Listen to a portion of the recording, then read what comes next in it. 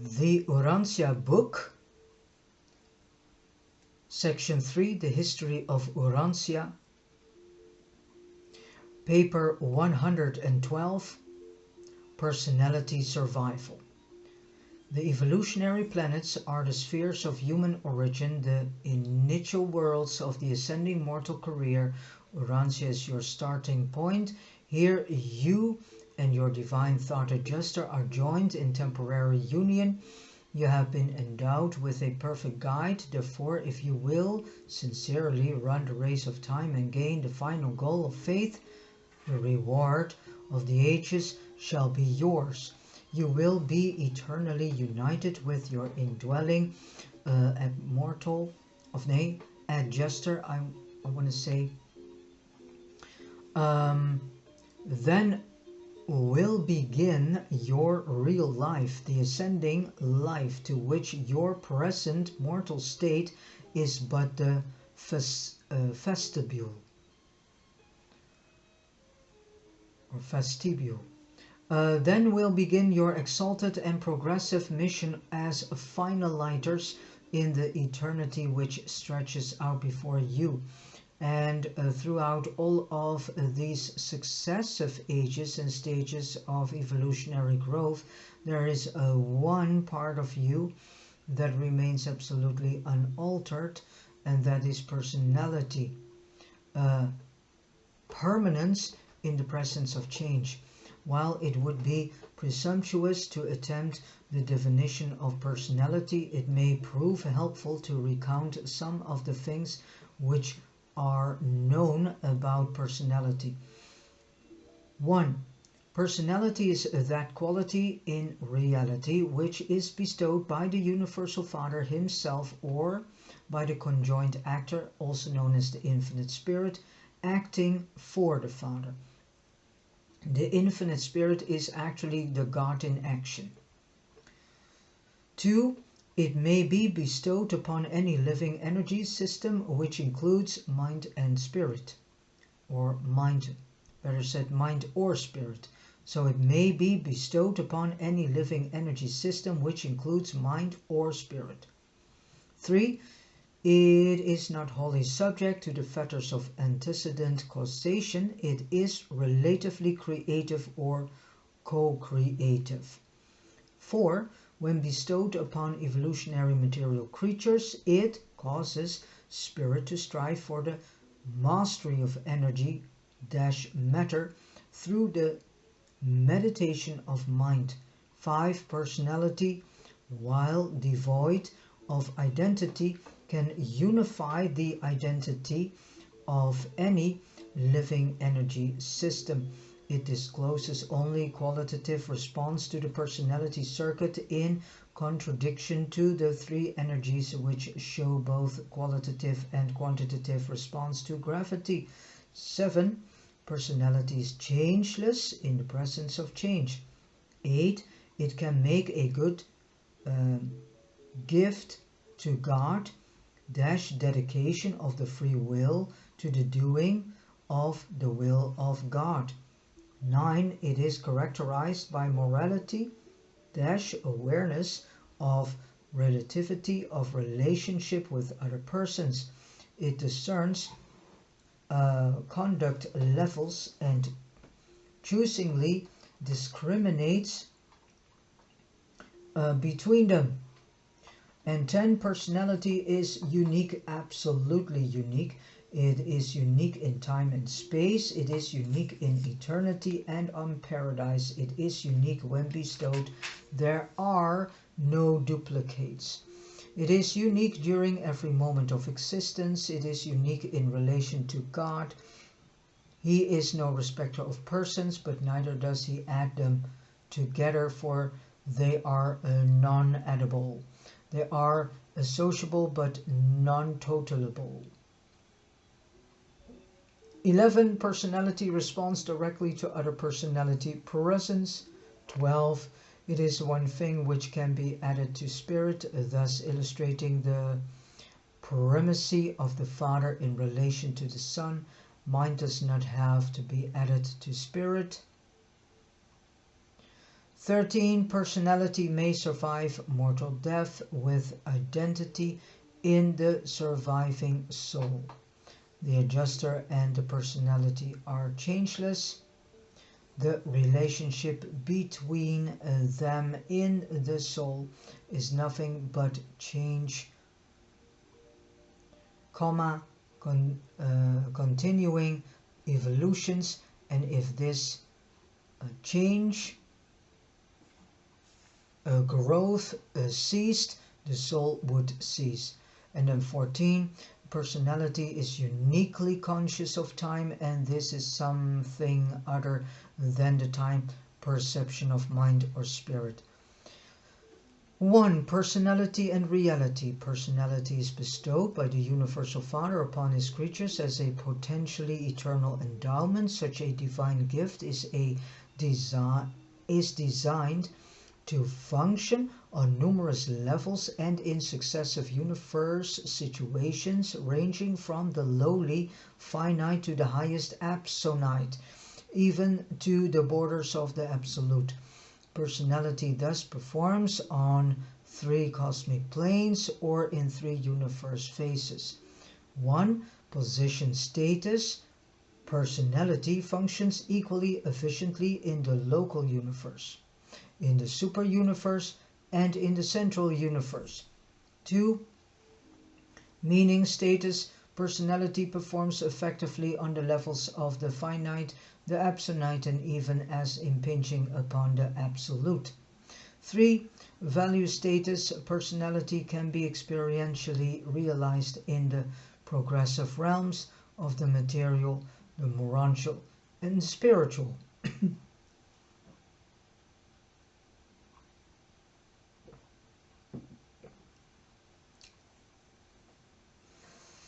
Personality has a perfected range of cosmic dimensional performance. The dimensions of finite personality are free and they are roughly functional as follows. 1. Length represents direction and nature of progression, movement through space and according to time-evolution. 2. Vertical depth embraces the organismal drives and attitudes, the varying levels of self-realization, and the general phenomenon of reaction to environment. 3. Breadth embraces the dominion of coordination, association, and selfhood organization. The type of personality bestowed upon Urantia mortals has a potentiality of 7 dimensions of self-expression or person realization. These dimensional phenomena are realizable as 3 on the finite level, 3 on the absolute level, and 1 on the absolute level. On sub-absolute levels, this 7th or totality dimension is experienceable as the fact of personality. This supreme dimension is an associable absolute, and while not infinite, is dimensionally potential for sub-infinite penetration of the absolute. The finite dimensions of personality have to do with cosmic length, depth, and breadth. Length denotes meaning, depth signifies value, and breadth embraces insight, the capacity to experience unchallengeable consciousness of cosmic reality. On the Urantia level, all of these finite dimensions of the material level are greatly enhanced, and certain new dimensional values are realizable. All these enlarged dimensional experiences of the Urantia level are marvelously articulated with the supreme or personality dimension through the influence of articulated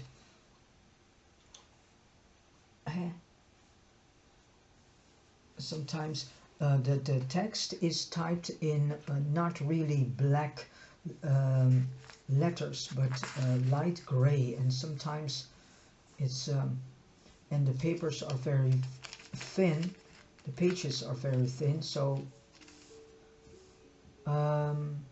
all these enlarged dimensional experiences of the Urantia level are marvelously articulated with the supreme or personality dimension through the influence of Mota, and also because of the contribution of Urantia mathematics.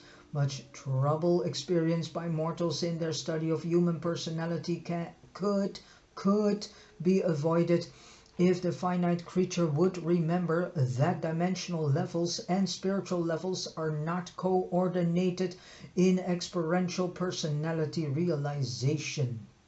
Life is really a process which takes place between the organism, selfhood, and its environment. The personality imparts a value of identity and meanings of continuity to this organismal environmental association. Thus it will be recognized that the phenomenon of stimulus response is not a mere mechanical process, since the personality functions as a factor in the total situation. It is ever true that mechanisms are innately passive, organisms inherently active. Physical life is a process taking place not so much within the organism as between the organism and the environment.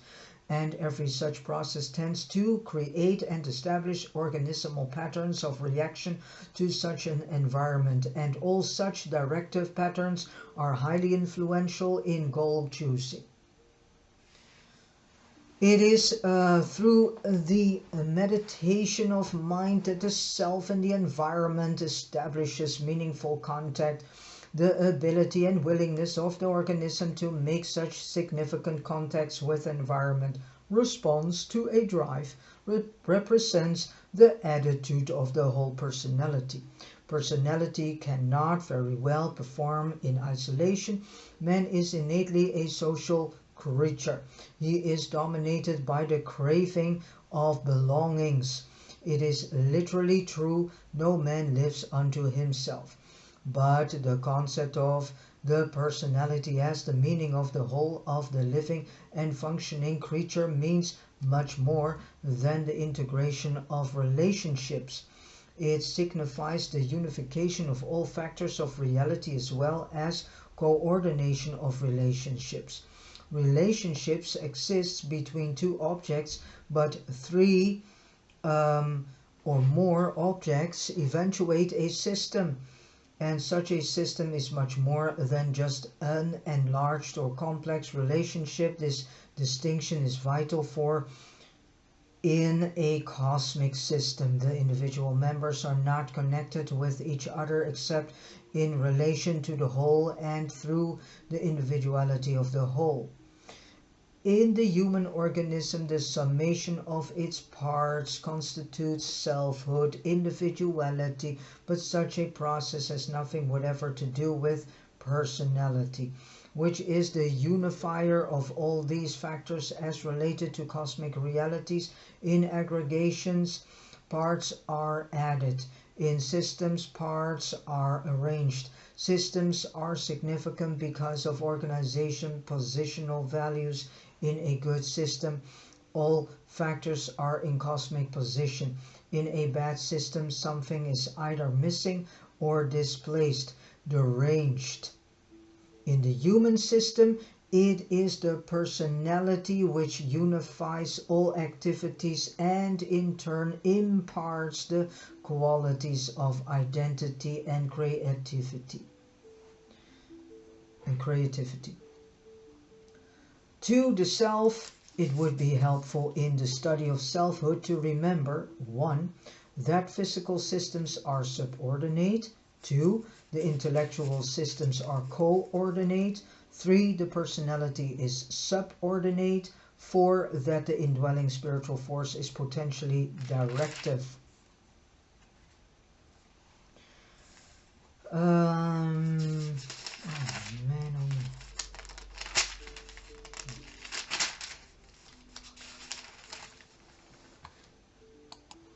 The universe fact of God's becoming man has forever changed all meanings and altered all values of human personality in the true meaning of the word. Love connotes mutual regard of whole personalities, whether human or divine, or human and divine. Parts of the self may function in numerous ways, thinking, feeling, wishing, but only the coordinated attributes of the whole personality are focused in intelligent action, and all of these powers are associated with the spiritual endowment of the mortal mind when a human being sincerely and unselfishly loves another being, human or divine. All mortal concepts of reality are based on the assumption of the actuality of human personality.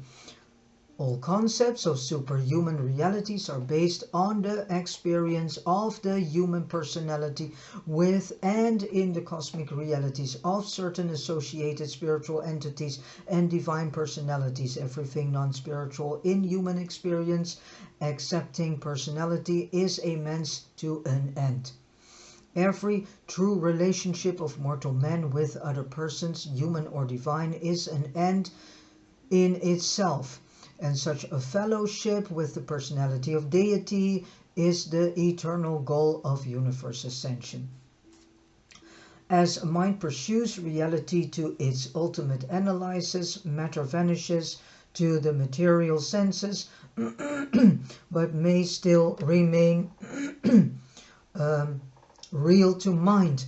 When spiritual insight pursues that reality which remains after the disappearance of matter and pursues it to an ultimate analysis, it vanishes to mind, but the insight of spirit can still perceive cosmic realities and supreme values of its spiritual nature. Accordingly, does science give way to philosophy, while philosophy must surrender to the conclusions inherent in genuine spiritual experience. Thinking surrenders conclusions inherent in genuine spiritual experience.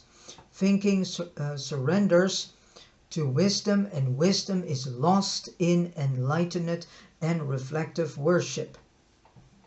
In science, the human self observes the material world. Philosophy is the observation of this observation of the material world.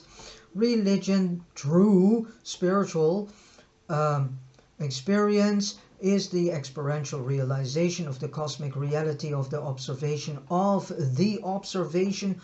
all this relative synthesis of the energy materials of time and space.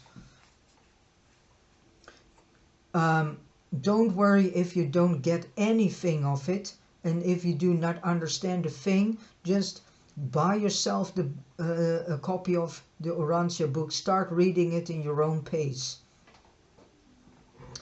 and reading as many as possible times the same text before you get it. To build a philosophy of the universe on an exclusive materialism is to ignore the fact that all things material are initially conceived as real. In the experience of human consciousness, the observer cannot be the thing observed. Evaluation demands some degree of transcendence of the thing which is evaluated. In time, thinking leads to wisdom, and wisdom leads to worship. In eternity, worship leads to wisdom, and wisdom eventuates in the finality of thought. The possibility of the unification of the evolving self is inherent in the qualities of its constitutive factors, the basic energies, the master tissues, the fundamental chemical over-control, the supreme ideas, the supreme motives, the supreme goals, and the divine spirit of paradise bestow the secret of the self-consciousness of man's spiritual nature. The purpose of cosmic evolution is to achieve unity of personality through increasing spirit dominance, volitional response to the teaching and leading of the thought adjuster. Personality, both human and superhuman, is characterized by an inherent cosmic quality which may be called the evolution of dominance, the expansion of the control of both itself and its environment, An ascending one-time human personality passes through two great phases of increasing volitional dominance over the self and in the universe. The first phase is the pre-finaliter or God-seeking phase, experiencing of augmenting the self-realization through a technique of identity expansion and actualization together with cosmic problem solving and consequent universe mastery. 2.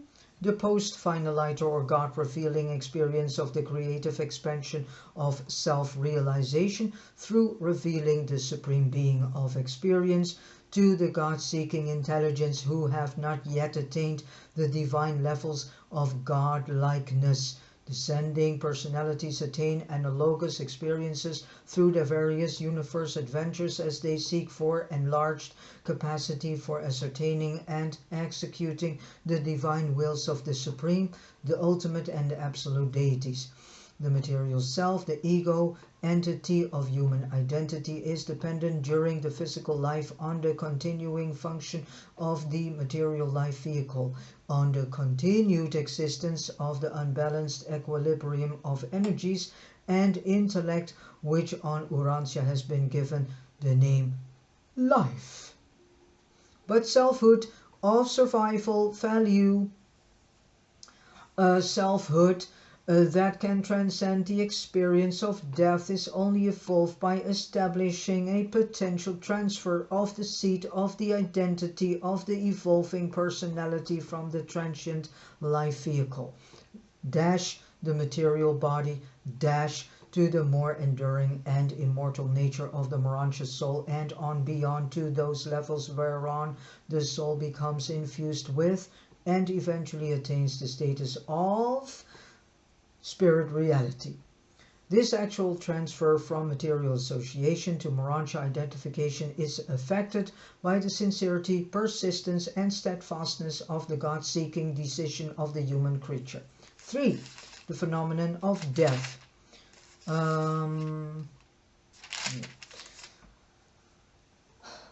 The phenomenon of death. Urantians generally recognize only one kind of death, the physical cessation of life energies, but concerning personality survival there are really 3 kinds of death. 1. Spiritual, which is the soul death, if and when mortal man has finally rejected survival, when he has been pronounced spiritually insolvent, morancially bankrupt, in the conjoint opinion of the adjuster and the surviving seraphim, when such coordinate advice has been recorded on Uversa, and after the censors and their reflective associates have verified these findings, thereupon do the rulers of Orphanton order the immediate release of the indwelling monitor, thought adjuster, but this release of the adjuster in no way affects the duties of the personal or group. Seraphim concerned with that adjuster abandoned individual. This kind of death is final in its significance, irrespective of the temporary continuation of the living energies of the physical and mind mechanisms. From the cosmic standpoint, the mortal is already dead. The continuing life merely indicates the persistence of the material momentum of cosmic energies. Death is then death, and you shall never return into existence again. Never. 2. Intellectual death, which is mind death, when the vital circuits of the higher adjutant ministry are disrupted through the aberrations of the intellect because of partial destruction of the mechanisms of the brain, and if these conditions pass a certain critical point of irreparability, the indwelling adjuster is immediately released to depart for the Divinington. On the universe records, a mortal personality is considered to have met with death whenever essential mind circuits of human will action have been destroyed. And again and again and again, this is death irrespective of the continuing function of the living mechanism of the physical body. The body minus the volitional mind is no longer human. but according to the prior choosing of the human will, the soul of such an individual may survive.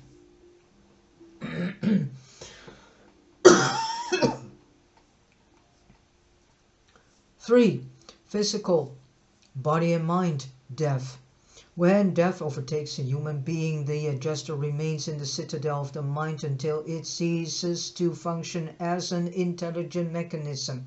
About the time that the measurable brain energies cease their rhythmic vital pulsations, following this dissolution, the adjuster takes leave of the vanishing mind just as unceremoniously as entry was made years before, and proceeds to Divinington by way of Uversa.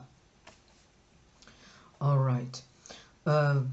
After death, the material body returns to the elemental world from which it was derived, but two non-material factors of surviving personality persists. The pre-existent thought adjuster with the memory transcription of the mortal career proceeds to Divinington and there also remains in the custody of the destiny guardian. The immortal Urantia soul of the deceased human, these phases and forms of a soul, these once kinetic but now static formulas of identity are essential to repersonalization on the Urantia worlds, and it is the reunion of the adjuster and the soul that resembles the surviving personality that reconscientize you at the time of the Urantia awakening. For those who do not have personal seraphic guardians, the group custodians faithfully and efficiently perform the same service of identity safekeeping and personality resurrection. The seraphim are indispensable to the reassembly of personality. All right. The last of this part, upon death, the thought adjuster temporarily loses personality but not identity. The human subject temporarily loses identity but not personality. On the mentioned worlds, both reunite in eternal manifestation. Never does a departed thought adjuster return to earth as the being of former indwelling. Never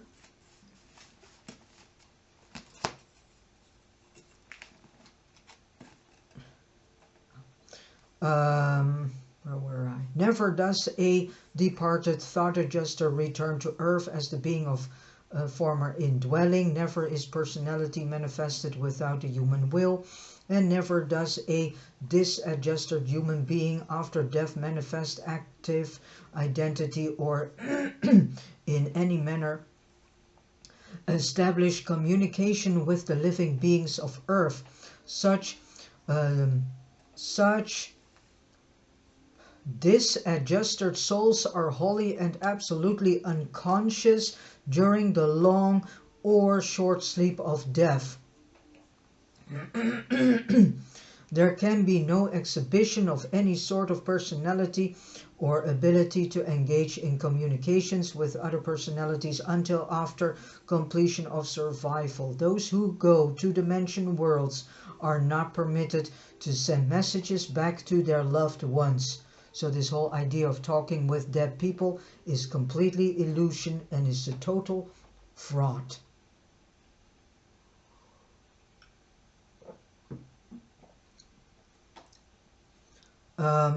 It is the policy throughout the universes to forbid such communication during the period of a current dispensation. So those who can so-called talk with the dead, you should ask yourself questions. How do they do so?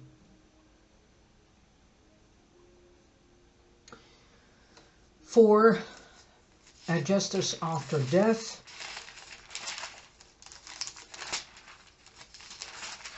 and I'm going to speak faster because I still have 30 minutes to go, or 40. I don't want to make the videos longer than just 1 hour and 10 minutes. Because the attention span of humanity these days is so incredibly low and decreased. For adjusters after death, when death of a material, intellectual or spiritual nature occurs, the adjuster bids farewell to the mortal host and departs for Divinington. From the headquarters of the local universe and the super-universe, a reflective contact is made with the supervisors of both governments, and the monitor is registered out by the same number that recorded entry into the domains of time. In some way not fully understood, the universal censors are able to gain possession of an epitome of the human life as it is embodied in the adjuster's duplicate transcription of the spiritual values and Urantia meanings of the indwelled mind. The censors are able to appropriate the adjuster's version of the deceased human survival, character and spiritual qualities, and all this data together with the seraphic records is available for presentation at the time of the adjudication of the individual concerned. This information is also used to confirm, better said, those super-universe mandates, which makes it possible for certain ascenders immediately to begin their Moranchic careers. Upon mortal dissolution, to proceed to dimension worlds ahead of the formal termination of a planetary dispensation. Alright. If the mortal association belongs to a group that will be repersonalized at the end of a dispensation, the adjuster will not immediately return to the dimension world of the former system of service, but will, according to choice, enter upon one of the following temporary assignments. 1. Be mustered into the ranks of vanished monitors for undisclosed service. 2. Be assigned for a period to the observation of the Paradise regime. 3. Be enrolled in one of the many training schools of Divinington. 4. Be stationed for a time in a student observer on one of the other 6 sacred spheres, which constitutes the Father's circuit of Paradise worlds. 5. Be assigned to the messenger service of the personalized adjusters. And then 6, become an associate instructor in the Divinington schools devoted to the training of monitors belonging to the Virgin group. And 7,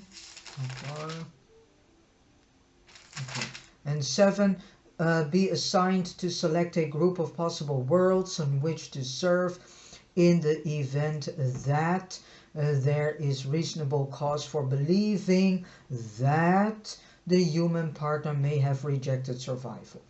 If when death overtakes you, you have attained the third circle or a higher realm and therefore have had assigned to you a personal guardian of destiny, and if the final transcript of the summary of survival character submitted by the adjuster is unconditionally certified by the Destiny Guardian, if both Seraphim and Adjuster essentially agree in every item of their life records and recommendations, if the universal censors and their reflective associates on Uversa confirm this data and do so without equivocation, or what a word, equivocation or reservation, in that event the Ancients of Days flash forth the mandate of advanced standing over the communication circuits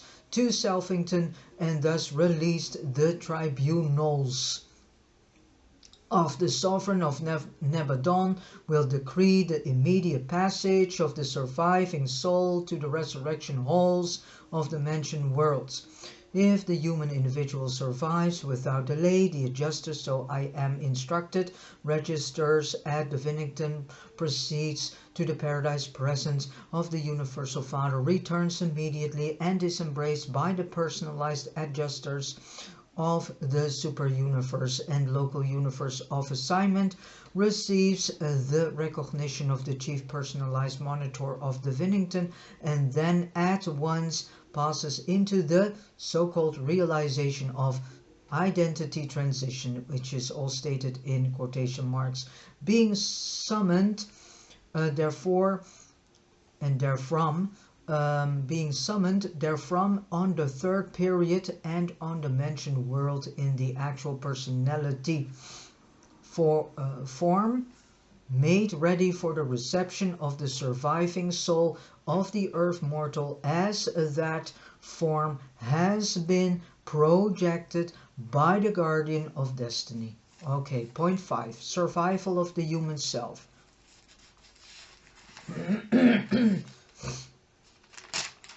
How many is it?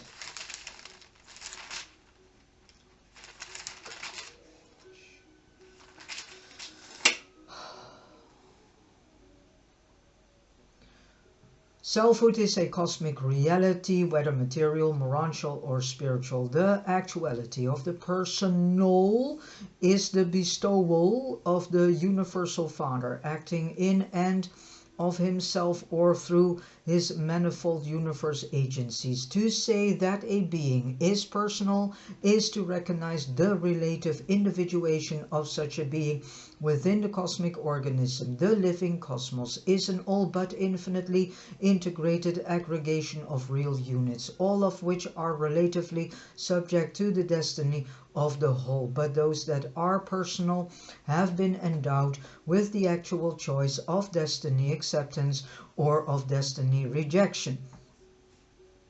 Mortal identity is a transient time, life, condition in the universe.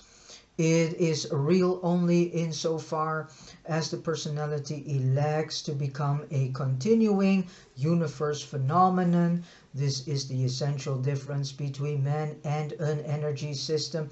The energy system must continue. It has no choice, but man has everything to do with determining his own destiny. The adjuster is truly the path to paradise, but man himself must pursue that path by his own deciding, his free will choosing.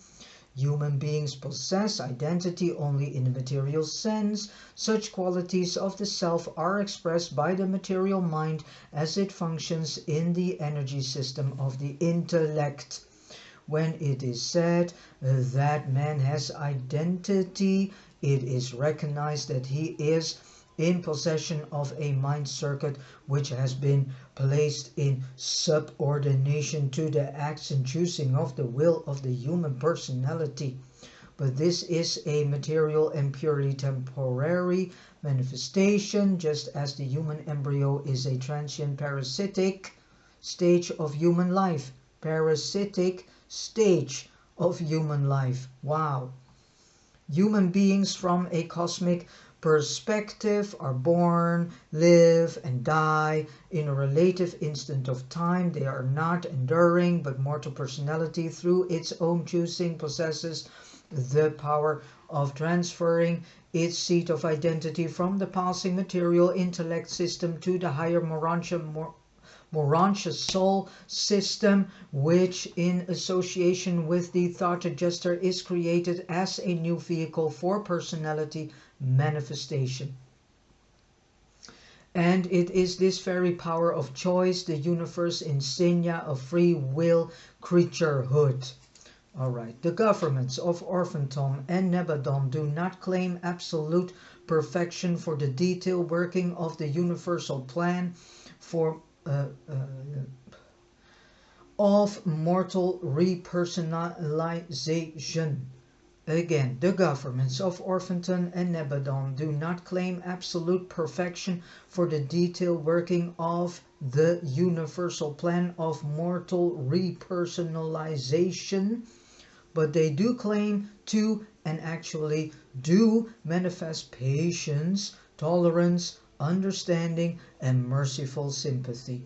We had rather assume the risk of a system rebellion than to court the hazard of depriving one struggling mortal from any evolutionary world of the eternal joy of pursuing the ascending career. This does not mean that human beings are to enjoy a second opportunity in the face of the rejection of a first, not at all, but it does signify that all will creatures are to experience one true opportunity to make one undoubted, self-conscious and final choice. The sovereign judges of the universe will deprive any being of personality status who has not finally and fully made the eternal choice. The soul of man must and will be given full and ample opportunity to reveal its true intent and real purpose. When the more spiritually and cosmically advanced mortals die, they proceed immediately to dimension worlds. In general, this provision operates with those who have had assigned to them personal seraphic guardians. Other mortals may be detained until such time as the adjudication of their affairs has been completed, after which they may proceed to dimension worlds, or they may be assigned to the ranks of the sleeping survivors who will repersonalized en masse at the end of the current planetary dispensation. There are two difficulties that hamper my efforts to explain just what happens to you in death. The surviving you, which is distinct from the departing adjuster. One of these consists in the impossibility of conveying to your level of comprehension an adequate description of a transaction on the borderland of the physical and Urantia realms. The other is brought about by the restrictions placed upon my commission as a revelator of truth by the celestial governing authorities of Urantia. During the transit of surviving mortals from the world of origin to the mentioned worlds, whether they experience personality reassembly on the third period or ascend at the time of a group resurrection, the record of personality constitution is faithfully preserved by the archangels on their worlds of special activities. These beings are not the custodians of personalities as the guardian seraphims are of the soul, but it is nonetheless true that every identifiable factor of personality is effectually safeguarded in the custody of these dependable trustees of mortal survival. As to the exact whereabouts of mortal personality during the time intervening between death and survival, we do not know. The situation makes repersonalization possible is brought about in the resurrection halls of the Urantia receiving planets of a local universe. Here in these life assembly chambers, the supervising authorities provide that relationship of universe energy, Urantial, mindal and spiritual, which makes possible the recognizing of the sleeping survivor, the reassembly of the constituent parts of a one-time material personality involves 1. The fabrication of a suitable form, a Urantia energy pattern in which the new survivor can make contact with non-spiritual reality and within which the Urantia variant of the cosmic mind can be encircuited. And 2. The return of the adjuster to the waiting Urantia creature. The adjuster is the eternal custodian of your ascending identity. Your monitor is the absolute assurance that you yourself and not another will occupy the Urantia form created for your personality awakening, and the adjuster will be present in and at your personality reassembly to take up once more the role of paradise guide to your surviving self. 3. When the prerequisites of repersonalization have been assembled, the seraphic custodian of the potentialities of the slumbering immortal soul, with the assistance of numerous cosmic personalities, bestows this Urantia entity upon and in the awaiting Urantia mind, body, form, while committing this evolutionary child of the Supreme to eternal association with the waiting adjuster. And this completeness, the repersonalization, reassembly of memory, insight, and consciousness-identity. Then the last, the fact of repersonalization consists in the seizure of the encircuited Urantia phase of the newly segregated cosmic mind by the awakening human self. The phenomenon of personality is dependent on the persistence of the identity of selfhood reaction to universe environment, and this can only be effected through the medium of mind. Selfhood persists in spite of a continuous change in all the factor components of self in the physical life. The change is gradual at death, and upon repersonalization the change is sudden. The true reality of all selfhood-personality is able to function responsively to universe conditions by virtue of the unceasing changing of its constituent parts. Stagnation terminates in inevitable death. Human life is an endless change of factors of life unified by the stability of the unchanging personality. The thought adjuster will recall and rehearse for you only those memories and experiences which are a part of and essential to your universe career. So the rest you will not remember. Only the things that are worth it to be remembered and are useful to be remembered, that's what you get back. If the adjuster has been a partner in the evolution of art in the human mind, then will these worthwhile experiences survive in the eternal consciousness of the adjuster. But much of your past life and its memories, having neither spiritual meaning nor Urantia value, will perish with the material brain. Much of material experience will pass away as one-time scaffolding, which, having bridged you over to the Urantia level, no longer serves a purpose in the universe. But personality and the relationships between personalities are never scaffolding. Mortal memory of personality relationships has cosmic value and will persist. On the mentioned worlds you will know and be known, and more you will remember and be remembered by your one-time associates in the short but intriguing life on Urantia. 6. The Urantia self.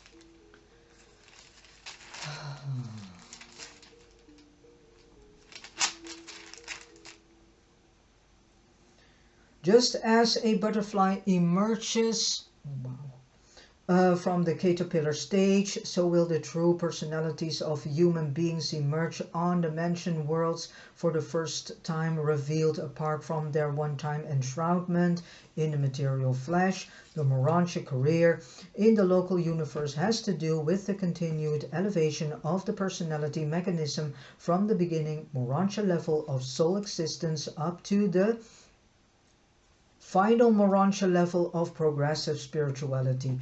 It is difficult to instruct you regarding your Urantia personality forms for the local universe career. You will be endowed with Urantia patterns of personality manifestability, and these are investments, which is the last analysis. And here, are beyond your comprehension. Okay, in the Urantia estate, the ascending mortal is endowed with the Nebadon modification of the cosmic mind, endowed of the master spirit of Orphanton. The mortal intellect as such has perished, has ceased to exist as a focalized universe entity apart from the undifferentiated mind circuits of the creative spirit, better known as infinite spirit.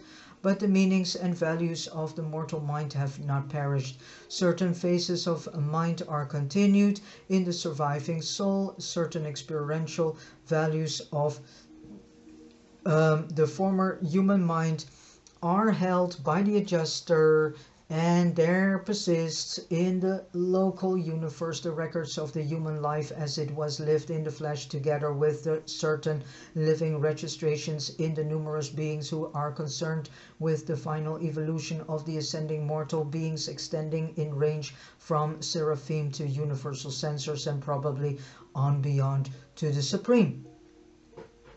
Creature volition cannot exist without mind, but it does persist in spite of the loss of the material intellect. During the times immediately following the survival, the ascending personality is in great measure guided by the character patterns inherited from the human life and by the newly appearing action of Urantia Mota, and these guides to Mansonia conduct function acceptably in the early stages of the Urantia life and prior to the emergence of the Urantia will as a full-fledged volitional expression of the ascending personality. Okay. Mortal mind prior to death is self-consciously independent of the adjuster presence. Adjutant mind needs only the associated material energy pattern to enable it to operate, but the Urantia soul, being super-adjutant, does not retain self-consciousness without the adjuster. When deprived of the material mind mechanism, this evolving soul does, however, possess a continuing character derived from the decisions of its former associated adjutant mind, and this character becomes active memory when the patterns thereof are energized by the returning adjuster. The persistence of memory is proof of the retention of the identity of original selfhood. It is essential to complete self-consciousness of personality continuity and expansion. Those mortals who ascend without adjusters are dependent on the instruction of seraphic associates for the reconstruction of human memory. Otherwise, the Urantia souls of the spirit-fused mortals are not limited. The pattern of memory persists in the soul, but this pattern requires the presence of the former adjuster to become immediately self-realizable as continuing memory without the adjuster. It requires considerable time for the mortal survivor to re-explore and relearn, to recapture the memory consciousness of the meanings and values of a former existence. The soul of survival value faithfully reflects both the qualitative and the quantitative actions and motivations of the material intellect, the former seat of the identity of selfhood in the choosing of truth, beauty and goodness. The mortal mind enters upon its pre-Urantia universe career under the tutelage of the seven adjutant mind spirits, unified under the direction of the spirit of wisdom. Subsequently, upon the completion of the 7 circles of pre-Urantia attainment, the superimposition of the endowment of Urantia mind upon adjutant mind initiates the pre-spiritual or Urantia career of local universe progression. When a creature leaves his native planet, he leaves the adjutant ministry behind and becomes solely dependent on Urantia intellect. When a ascender leaves the local universe, he has attained the spiritual level of existence, having passed beyond the Urantia level. This newly appearing spirit entity then becomes attuned to the direct ministry of the cosmic mind of Orvonton. And then last, point 7, which is an incredible long text. Adjuster fusion Thought adjuster fusion imparts eternal actualities to personality which were previously only potential. Among these new endowments may be mentioned fixation of divinity, quality, past eternity, experience and memory, immortality, and a phase of qualified potential absoluteness. I'm going to... When your earthly course in temporary form has been run, you are to awaken on the shores of a better world. Yeah, this is the better world that they are promoting here on earth, which is not really the world that they think it is. And eventually you will be united with your faithful adjuster in an eternal embrace, and this fusion constitutes the mystery of making God and man one. Wow! The mystery of the finite creature evolution, but it is eternally true. Fusion is the secret of the sacred sphere of Ascendington, and no creature save those who have experienced fusion with the spirit of deity can comprehend the true meaning of the actual values which are conjoined with the identity of creature of time becomes eternally one with the spirit of the paradise deity. Okay, finished.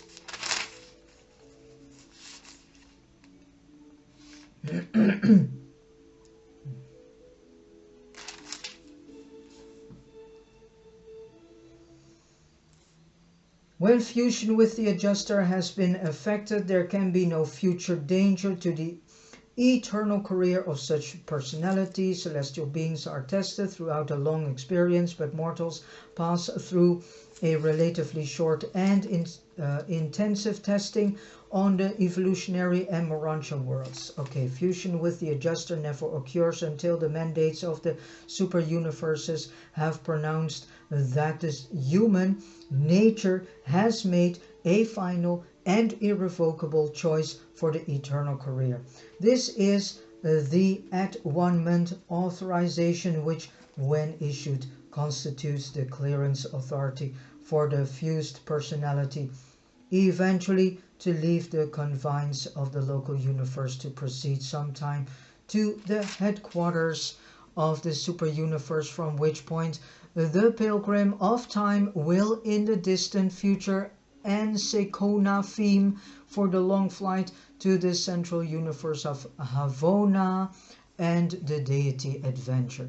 Such fused beings are twofold in their universe reactions. They are discrete Urantia individuals, not altogether unlike Seraphim, and they are also beings in potential on the order of the paradise finaliters.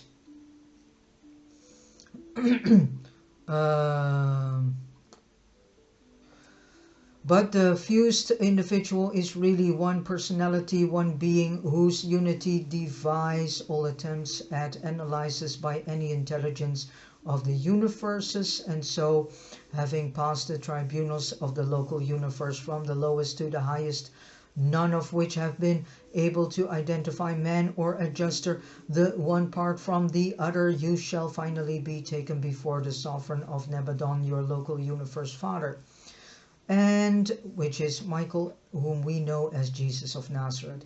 And there, at the hand of the very being whose creative fatherhood in this universe of time has made possible the fact of your life, you will be granted those credentials which entitle you eventually to proceed upon your super universe career in quest of the universal father.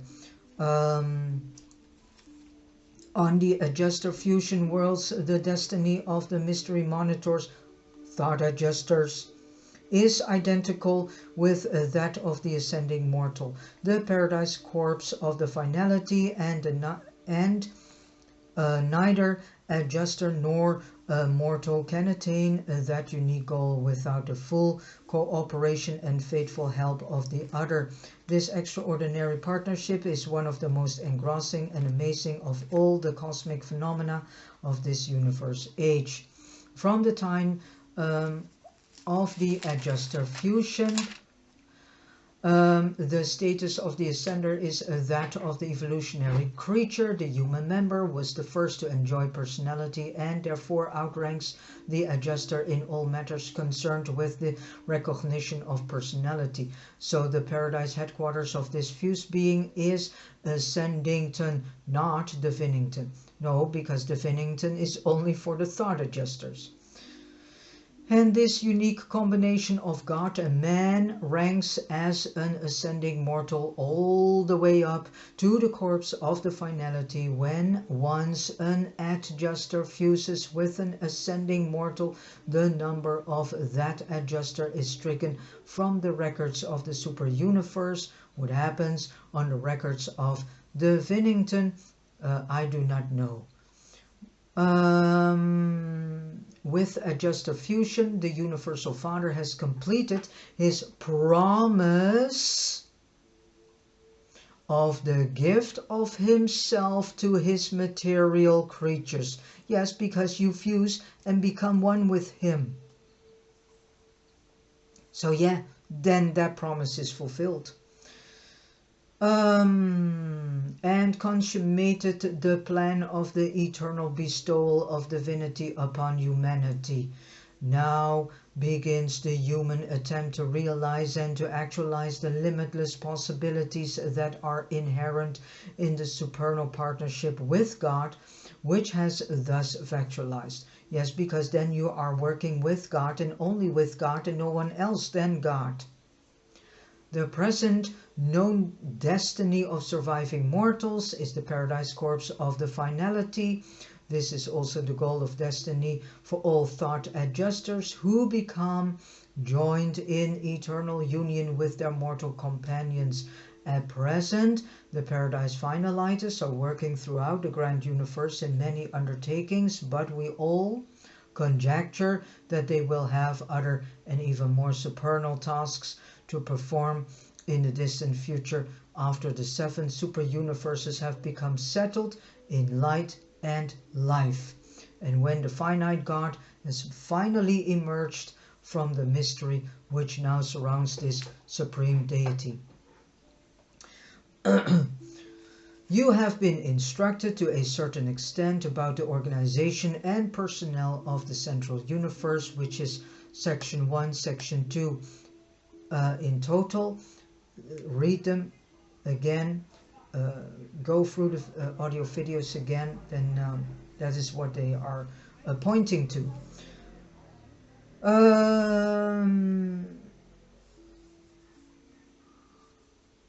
This plan to extend it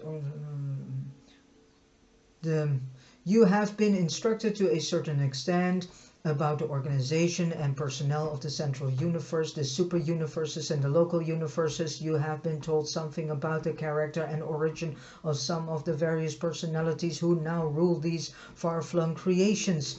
You have also been informed that there are in process of organization vast galaxies of universes far out beyond the periphery of the grand universe. In the first outer space level, it has also been intimated in the course of these narratives that the Supreme Being is to disclose his unrevealed tertiary function in these now uncharted regions of outer space. And you have also been told the finaliters of the Paradise Corps are the experiential children of the Supreme. We believe that the mortals of adjuster fusion, together with their finaliter associates, are destined to function in some manner in the administration of the universes of the first outer space level. Well, this is all future thing. Let us first go to and succeed the first mentioned world, I would say.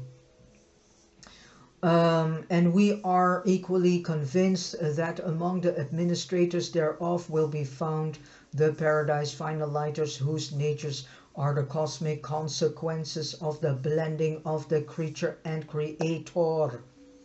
What an adventure, what an adventure, what an adventure, and what a romance. A gigantic creation to be administered by the children of the Supreme. These personalized and humanized adjusters, these adjusterized and eternalized mortals, these mysterious combinations and eternal associations of the highest known manifestation of the essence of the first source and center, and the lowest form of intelligent life capable of comprehending and attaining the universal Father. We conceive that such amalgamated beings, such partnerships of creator and creature, will become superb rulers, matchless administrators, and understanding and sympathetic directors of any and all forms of intelligent life which may come into existence throughout these future universes of the first outer space level. And this is already in the making. True it is, you mortals are of earthly animal origin.